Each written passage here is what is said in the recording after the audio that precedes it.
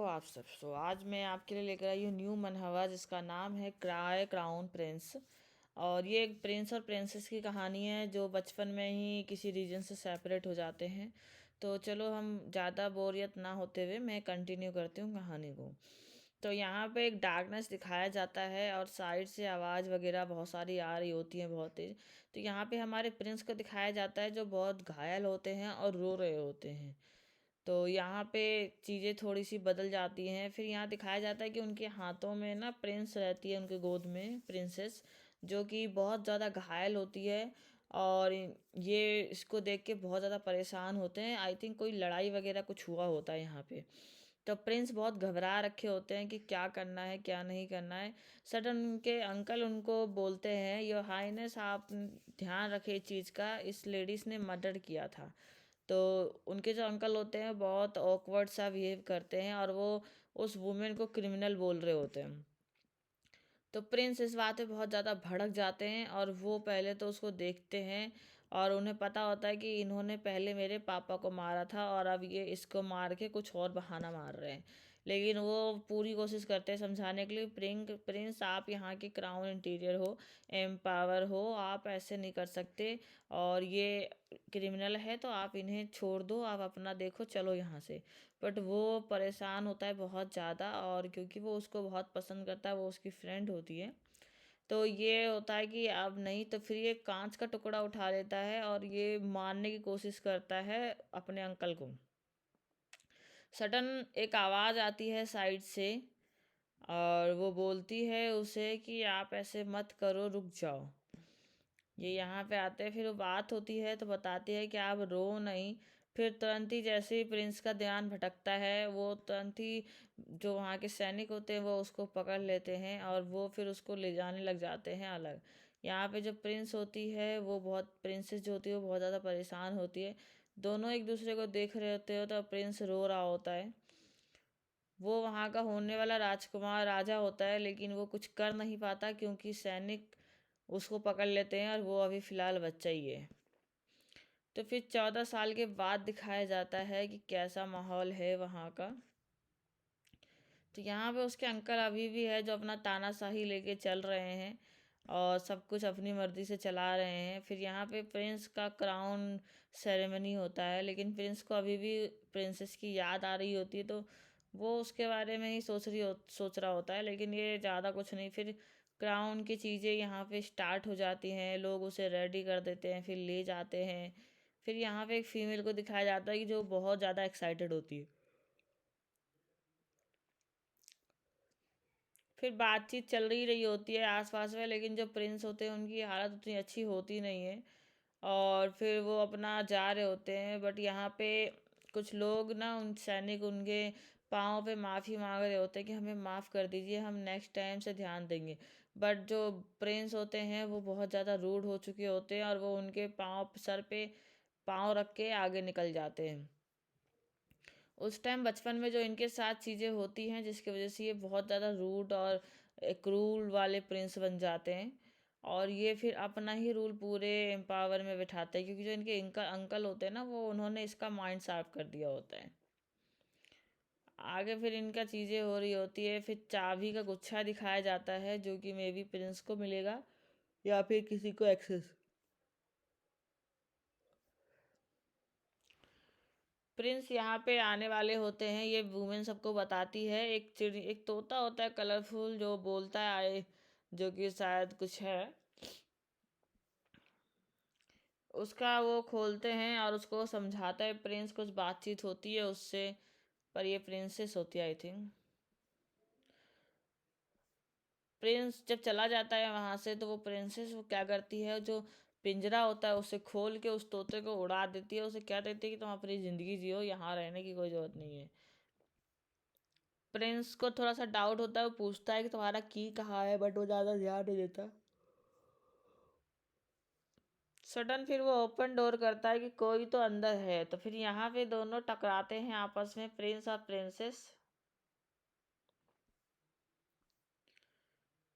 यहाँ पे दिखाया जाता है कि जो वर्ड है वो बहुत ज़्यादा बड़ा हो चुका है। प्रिंस की हाइट से भी बहुत ज़्यादा बड़ा है। प्रिंसेस उसके बगल में खड़ी है और वो अपना उससे प्यार जता रही है, फिर वो पीछे मुड़ के देखती है कि तो उसे पता चल जाता है कि प्रिंस ने देख लिया है। जो वहाँ का गार्ड होता है वो परेशान होता है कि ये क्या चल रहा है, क्या हो गया यहाँ पे। प्रिंस तुरंत उसके पास भागते हुए आता है, उसको समझाने की कोशिश करता है कि उसे छोड़ दो, उसे ले जाने की जरूरत नहीं है, उसको यहीं रहने दो। लेकिन वो इस चीज़ के लिए नाकाम होता आता है।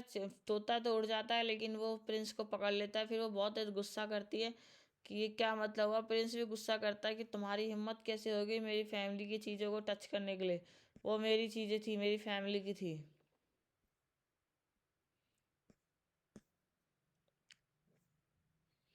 वो फिर अपना स्टोरी बताने लग जाती है लड़की कि जब मैं छोटी थी तब मुझे याद है कि ये मेरे पापा जो थे वो डिपेंड करते थे और हम सब एक दूसरे के ऊपर रहते थे, लेकिन किसी रीजन से जो मेरे फादर है उनकी डेथ हो गई।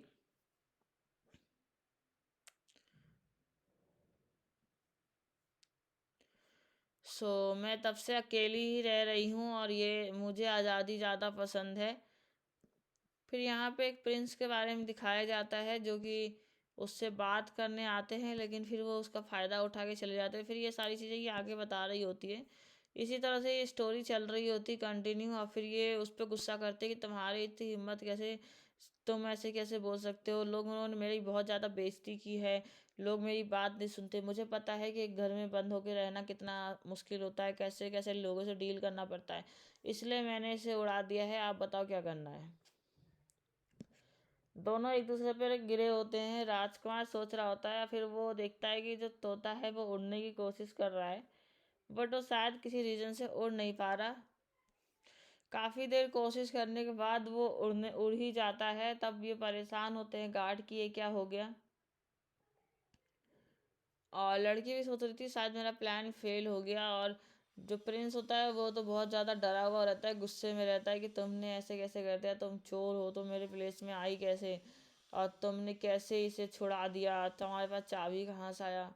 बहुत ज़्यादा गुस्सा चल रहा होता है। लड़की भी चिल्ला रही होती तुम, ये कोई क्राइम है। और फिर बोलता है कि तुम कहती है तुम शादी करने वाले हो ना, जाओ शादी करो ना, तुम्हें क्या लेना देना किसी चीज़ से, किसी किसी से। तो वो उसका आंसर छोड़ देता है। वो बोलता है डक क्वार्टर फैमिली से हो तुम।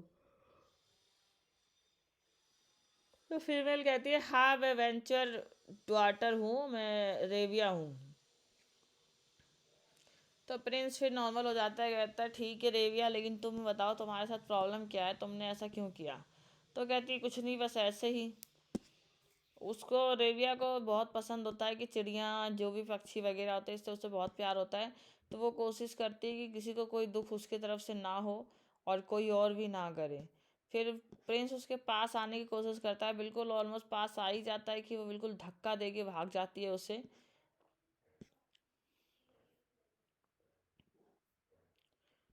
फिर सडन कुछ लोग आते हैं जो कि फीमेल को पकड़ लेते हैं और उसे बोल देते हैं जाओ इसे कैद में ले जाओ, और ये मुझे दोबारा नहीं दिखनी चाहिए। तो ये चिल्लाती रहती है कि मैं कोई कैदी नहीं हूँ, मैंने कोई गलत काम नहीं किया है, तुम बहुत बेकार प्रिंस हो।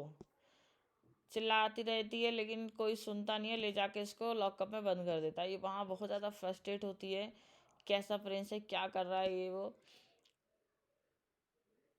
फिर ये थोड़ी देर बाद सोचने लग जाती चलो छोड़ो, मुझे फ्री होने के लिए क्या चीज़ चाहिए होगा मैं वो देखती हूँ, फ्री कैसे होना है। फिर ये उसी के बारे में सोच रही होती है, तब कहती है अच्छा ये जो मैंने जिसको भी मारा है दीवार तो बहुत ज़्यादा हार्ड है, तो ये तो नहीं टूट सकता, तो अब मैं क्या करूँ। तो ये स्टेयर वगैरह देख रही है, कोई स्ट्रेंजर्स आ जाए, कोई हेल्प कर दे। ये बाहर देख रही थी, तो बाहर बहुत तरह की चीज़ें होती है। फिर सडन कुछ आवाज़ आती है कि कोई आने वाला है। फिर ये देखती है तो इसे लगता है शायद कोई इसे मारने आ रहा है, तो तुरंत ही चिल्ला उठती है कि सॉरी सॉरी मुझे माफ़ कर दो, तुम कौन हो। फिर यहाँ पे ये आवाज़ आती है और वो बोलता है कि मैं क्राउन प्रिंस हूँ, मैं क्राउन प्रिंस नहीं हूँ, तुम इतना घबराओ मत, मैं तुम्हें बचा लूँगा। बोलता है तुम रेविया हो ना।